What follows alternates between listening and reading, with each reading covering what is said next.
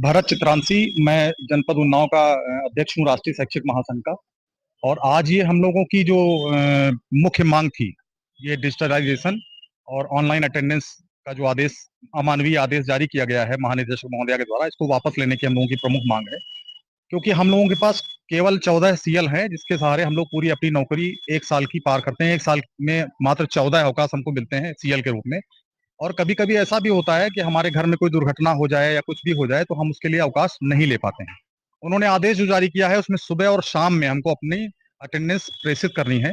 तो मैं उनसे एक प्रश्न पूछ रहा हूँ। मेरा प्रश्न ये है कि अगर बाई चांस किसी के घर में कोई दुर्घटना घट जाती है तो वो ऑनलाइन अटेंडेंस का इंतजार करेगा या पहले अपने घर में उस आदमी को बचाने के लिए जाएगा?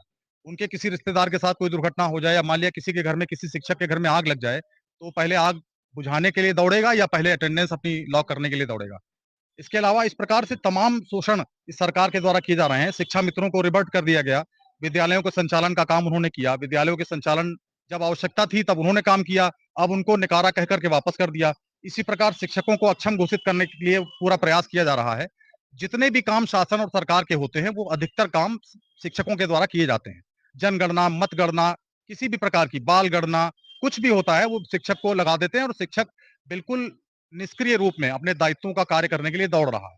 60 किलोमीटर, 70 किलोमीटर महिलाएं अपने बच्चों को लेकर के जाती हैं। इतने दुर्गम रास्ते हैं, इतना प्रतिकूल मौसम है, कभी बारिश होती है, कभी ओले पड़ने लगते हैं, कभी गर्मी होती है। एसी में लोग नहीं बैठ रहे हैं, एसी फेल हो रहे हैं अधिकारियों के, और अध्यापक विद्यालयों में जाकर के बैठ रहा है। इस प्रकार के तानाशाहीपूर्ण आदेश की 15 जुलाई से अटेंडेंस जो लागू होनी थी, वो मात्र इस ज्ञापन और धरने को देखते हुए, शिक्षकों का प्रतिरोध देखते हुए 8 जुलाई से कंपलसरी कर दी गई।